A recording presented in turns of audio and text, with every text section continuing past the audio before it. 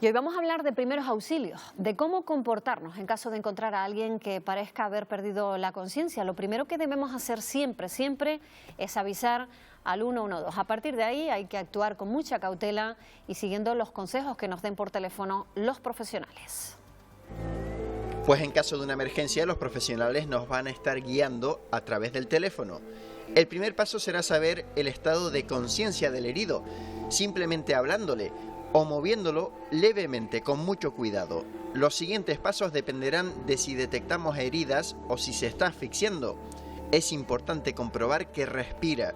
Si se dan las circunstancias adecuadas, es bueno colocarlo en posición lateral de seguridad. En el caso de que tuviéramos que realizar un masaje cardíaco, habría que arrodillarse junto a la víctima y colocar nuestra mano en el centro de su pecho, con la otra mano encima de la primera, con los brazos estirados y comenzar un movimiento de balanceo. El tórax debe hundirse unos 5 centímetros y deben realizarse unos 100 balanceos por minuto. Bueno, pues esas son algunas de las indicaciones que vamos a explicar con más detenimiento gracias a la presencia de Airán Acosta, que es enfermero coordinador del Servicio de Urgencias Canario. ¿Qué tal? Muy buenos días, Airán. Buenos días. Bueno, lo primerísimo, es llamar siempre al 112, mantener la calma, eso sí, y no intervenir sin la orientación de los profesionales, ¿no? Sí, los primeros auxilios son fundamentales y siempre luchamos porque se implemente casi desde pequeño. A día de hoy, bueno, hay una carencia que intentamos solapar. Es importante cuando ocurre cualquier incidente, efectivamente alertar al 112, ¿vale? El Servicio de Urgencias Canario cuenta con médicos y enfermeros que al otro lado del teléfono nos van a guiar, van a intentar averiguar cuál es la gravedad de lo que está pasando y van a dar las indicaciones hasta que llegue el recurso sanitario, y eso es fundamental. Lo estamos viendo aquí, ¿no? Avisar al 112, informando correctamente, pues por ejemplo, del lugar donde estamos, ¿no? Del tipo de accidente, de lo que estamos viendo básicamente, ¿verdad? Sí, es importante saber, porque normalmente cuando la gente llama al 112 no es una cuestión que se haya planteado ni que se haya planeado previamente. Claro. Es una situación de estrés que además los alertantes, el ciudadano lo vive con mucha agonía, y cuando les hacemos las preguntas necesarias, al final lo que quieren es que vaya alguien y ayude a la persona que está accidentada. Pero es importante saber qué ha pasado, dónde están, porque al final nosotros estamos detrás de una pantalla y no sabemos dónde está el que nos está llamando. Y es importante mantener la calma en la medida que se pueda. Sabemos que es una situación emocional muy negativa y que se vive con mucho estrés, como decía antes, pero es importante que mantenga la calma y que contesten a las preguntas que nosotros le hacemos, porque a partir de ahí vamos a dar las indicaciones. Vale, a partir de ahí hay que comprobar si la persona está consciente o no. ¿Cómo lo hacemos? Lo primero, siempre cuando hay una persona tirada en el suelo, que no sabemos muy bien qué le ha pasado, acercarnos con cautela y hablarle de entrada, preguntarle cómo está, a ver si nos responde. Una vez que nos responda, sabemos que está consciente. Si esa respuesta no se da, hay que acercarse y tocarlo, ¿vale? Puede haber, o se puede dar la circunstancia de que la persona tenga problemas de audición o sea sorda y simplemente con el llamado no nos escuche, pero al tocarnos, si él responde, ya sabemos otra vez que está consciente. Debería reaccionar, ¿no? De alguna debería manera. reaccionar. Aunque esté durmiendo, que también puede darse el caso, si a nosotros nos tocan y nos llaman, nos despertamos. Si eso no se da, ya sabemos que está inconsciente, ¿vale? En ese momento siempre hay alguien que debería ir llamando ya al 112. Claro, ¿qué pasa? No hay que mover nunca bruscamente, porque si hay una lesión cervical podemos hacer más daño, ¿no? Claro, ante la duda de no saber qué ha pasado, nosotros siempre vamos a dar las indicaciones. Lo siguiente a saber si está consciente, si está despierto o no, es saber si está respirando. Eso es importante. A partir de ahí vamos a dar las indicaciones. Si hay que mover a la víctima, tiene que ser porque su vida corre peligro, sea un accidente de tráfico o esté en un sitio un poco... sí, que puede haber una explosión, un incendio, por ejemplo, ¿no? Algo así. Y si estuviera inconsciente por completo, que no nos responde, pasaríamos a la posición lateral de seguridad, que la veremos después, y habría que moverlo con cautela. Claro, porque aquí hay una indicación importante, ¿no? Si va por detrás puede agravar la lesión. O sea, ¿cómo se mueve a esa persona? Claro, siempre intentar, cuando es un accidente de tráfico, que hace mucho alusión a esa situación, a ese escenario, es intentar acercarnos de frente, de manera que el conductor o el afectado que esté dentro del vehículo siempre tenga la visión, ¿no? La cabeza en la posición neutra, para evitar cualquier movimiento de la cabeza que pueda agravar una lesión cervical que pudiera tener. Esa es la recomendación. No aparecer por detrás, porque el reflejo, el instinto es girarse, y ahí sí que se puede agravar la lesión. Así hay que inmovilizar. ¿Cómo se hace, por ejemplo? Normalmente evitando ese movimiento que acabamos de decir, si la persona está tirada en el suelo, es simplemente mantener las manos al lado de la cabeza para evitar que la persona pueda lateralizar, pueda hacer los movimientos laterales de la cabeza y mantener esa columna cervical lo más recta que se pueda. O sea, eso lo tenemos claro. Mejor no moverlo, si se puede, pero si hay que moverlo, hacerlo de frente y no por detrás. Vale. Alinear la columna cervical, utilizar una mochila, ¿qué hacemos? ¿Le ponemos algo debajo de la cabeza? Ahí siempre dependiendo del escenario en el que estemos, ¿vale? Pues si es un accidente de tráfico hay que tener, digamos que un poquito más de cuidado o ser un poquito más pulcros a la hora de manipular a las víctimas. Si es una circunstancia no traumática, como el accidente de tráfico, un incidente que ocurre en el día a día, un síncope, una lipotimia, un desvanecimiento, podemos hacer eso también por comodidad y por alinear un poco más la vía aérea, que es lo que se ve reflejado en la imagen. Claro, porque aquí estamos hablando de que puede haber una obstrucción en esa vía aérea, ¿no? Normalmente, y eso nos lleva otra vez a la posición lateral de seguridad, siempre que hay una persona que esté inconsciente, que no nos responde a ese llamado, pero que está respirando, la mejor posición es ponerla de lado, ¿no? En esa posición lateral de seguridad, que si no se conoce la técnica, no pasa nada, nosotros los vamos a instruir vía telefónica. Por teléfono, porque estamos hablando con el 112, lo recordamos. ¿Vale? Para que lo pongan de lado. De todas maneras, si no saben muy bien cómo es la técnica, simplemente ponerlo de lado, de manera que la lengua caiga hacia adelante. Y aquí sí quiero hacer un inciso, porque hay mucha leyenda urbana con respecto a la lengua no se traga. ¿Vale? Es imposible, que eso fisiológicamente. Que siempre lo decimos. Siempre se dice mucho. No sé por qué, pero hacemos siempre referencia a que se eso yo creo que se heredó de hace mucho tiempo, pero es verdad que la lengua en sí no se traga, pero sí es verdad que la lengua, al ser un músculo y la persona estar inconsciente, si está boca arriba, obstruye la vía aérea. La parte posterior de la lengua sí que obstruye la vía aérea. Por eso la importancia de ponerlo de lado. Vale, esa lo estamos viendo ahí, posición de lateral de seguridad y respiración. ¿Qué hay que hacer con la respiración? Siempre comprobar si respira, ¿vale? En la época en la que estamos viviendo, de la pandemia, no hace falta acercarse a la persona para oír si está respirando. Simplemente con buscar signos de vida, es decir, que tenga buen color y que el pecho, nos vamos a fijar más en el pecho, que veamos que se mueve, que el pecho se expande. Si hay movimiento, está respirando.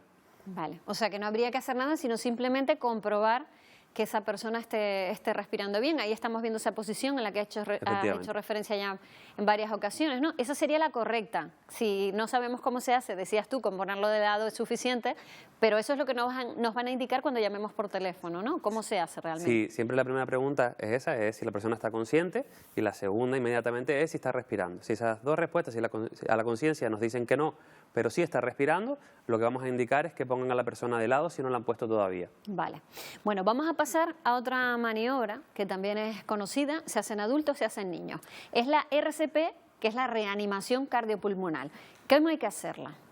Vale, importante aquí, volvemos a incidir en llamar al 112. Se tiene que activar la cadena de supervivencia, ¿vale? Esa persona está en la emergencia por antonomasia, es decir, es el escenario más grave que nos podemos imaginar es ese que tenemos ahí, ¿vale? La persona está inconsciente y no respira, sus funciones vitales no están.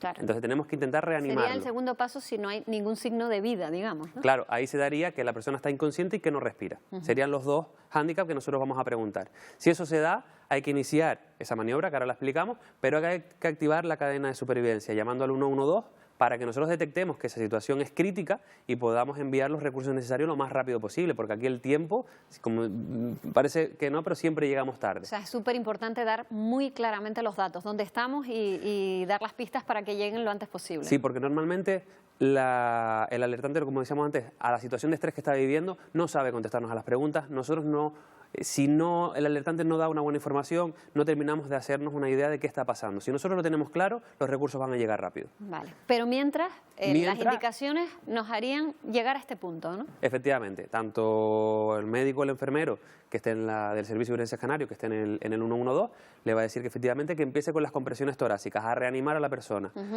Es sencillo, solo hay que buscar el centro del pecho, que si nos fijamos visualmente lo vamos a encontrar, entrelazar nuestras manos, apoyarlas y empezar con el masaje cardíaco, con las compresiones torácicas. No hay que hacer boca a boca, Irán. Eso es algo que quizá también es otra costumbre que tenemos, como lo de la lengua, ¿no? Enseguida nos viene a la mente lo de hacer el boca a boca. Sí, ahí hay que, además, en el momento en el que estamos, se debe evitar, ¿vale? Por el tema del coronavirus.